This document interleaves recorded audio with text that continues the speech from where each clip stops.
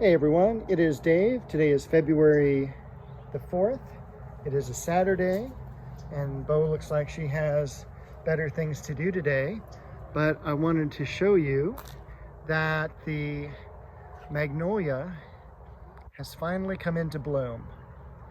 And I have been waiting so long for this to happen. So we'll zoom into one of the blossoms here, because it is quite stunning. And as I mentioned last week, it has like a really wonderful fragrance that to me just lets you know that it's wintertime, that it's January or early February. The Diosma, the pink breath of heaven, absolutely loaded with blossoms. And what's funny is this is not even the pinnacle of its blooming yet. It will be absolutely covered in blooms. We'll head over here to the lavender, and that is a celebrity tree rose. That's a yellow. And I just got some bricks, so I'm going to be doing some edging next week, hopefully. And the same thing with this side over here. My next project is to make this planter around the patio solid with bricks along the outside. Now, one other thing I saw today that was really exciting is that blossom there. This is a bulb that comes up every single year, and if I could remember the name, it would be great. It's like Iphion or something like that. It starts off with an IPH, and it is one of those naturalizing bulbs that comes back year after year. And my old neighbors used to have a whole bunch of them at their house. And when the new neighbors took over, these all died. And I was so happy to see one of these come up in my yard. So that's something I look forward to every year.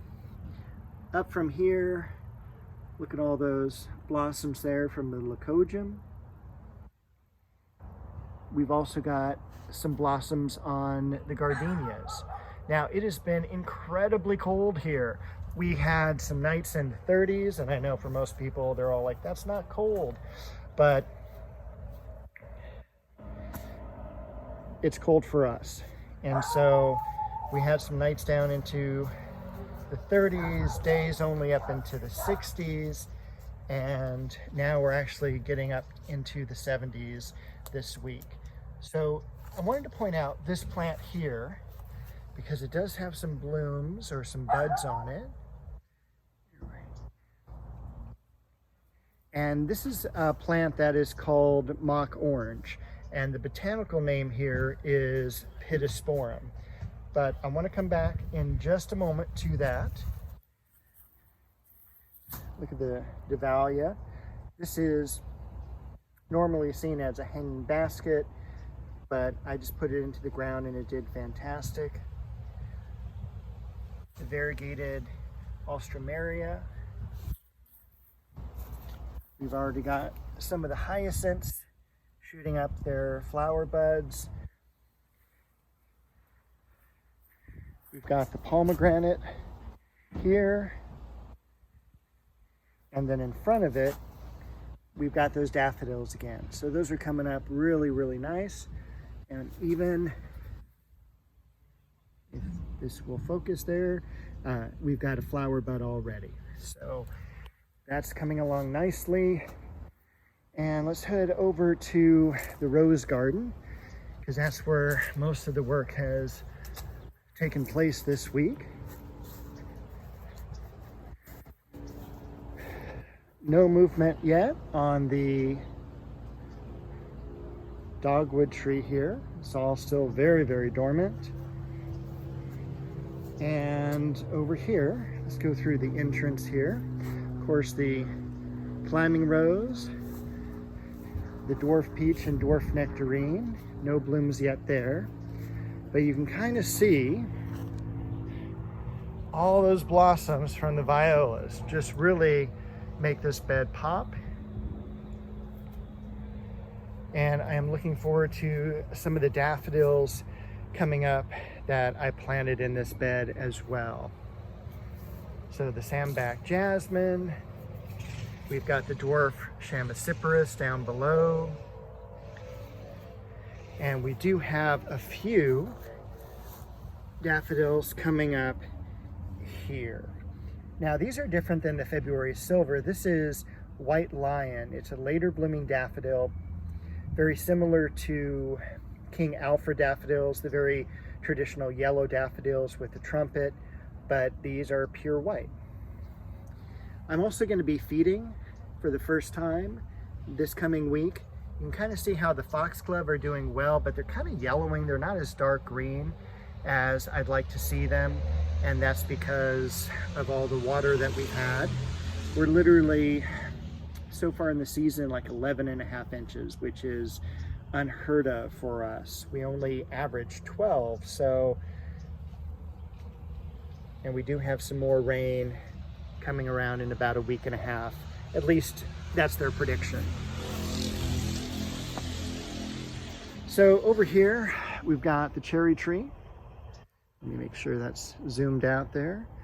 Some bearded iris, and you can definitely see those cool antique violas over here. We've got some catmint for the cat, which doesn't even know it's there. And the Lynn Anderson rose is looking good. The berberis back here, still very dormant. I pulled some of the leaves off of the hollyhocks that were yellowing, but they're holding on and doing okay. We've got some white lion daffodils coming up here, and over on the other side, even more so. So they're all looking great.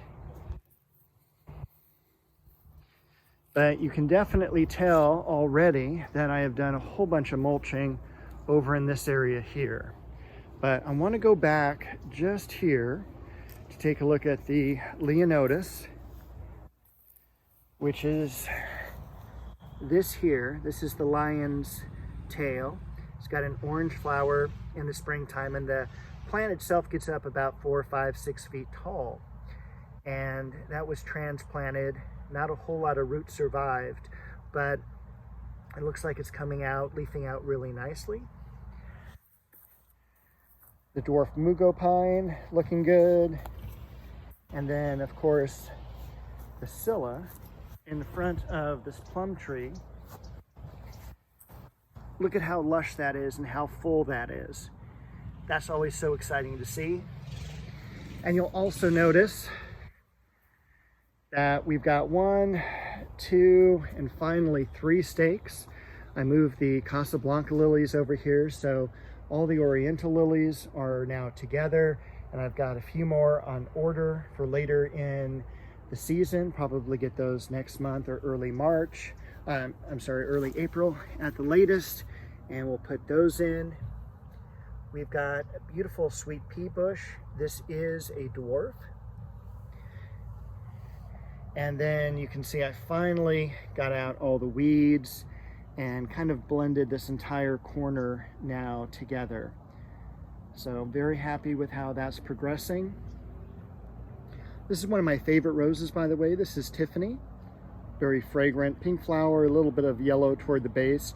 If you know Charlotte Armstrong, this is one of the, I guess, offspring. Charlotte Armstrong was blended with another rose, hybridized with another rose, and Tiffany was the result. And it's from like the 1950s is when that was hybridized. Now, I showed you across the yard the pittosporum, the mock orange, I called it. This is also mock orange, and this is why you have to be very careful with botanical names and common names, is that all the sticks there is a dormant plant. It is also called mock orange. Philadelphus here is the botanical name, but if you're on the East Coast, this is the more common mock orange that you'll see. It has white flowers in the spring and early summer, and it's supposed to be very, very fragrant. I'm looking forward to that because we've got the cool osmanthus on either side back here. That's the variegated leaves, and then the iris, and then behind that the thuya and the crabapple. So this corner has finally come together. The Shasta daisy did bloom. They said it was a double. Maybe, but not the double I was thinking of. I was hoping you wouldn't even see the yellow center, but it is what it is. And then that beautiful variegated grass plant behind and in the cage that's marking where the gladiolas are. Banana shrub, which is also very fragrant. And then over here in the unkept area, we've got a couple cool plants. I'm not sure where I'm going to put them yet. This is Tabernet Montana, which is a white flower. I'm thinking about dropping it right here and moving the iris. And then I've always wanted a flowering quince, and that is a flowering quince. So I saw it at a nursery. I knew it would be gone next time I was there, so I grabbed it and it is now mine. So very excited for that find. And I think that is all I'm going to be showing you this week. We can take one more look at the Scilla coming up as well here, right along the railroad ties. And that's it. And we got another thuya over there. So I will see you all next week with another video.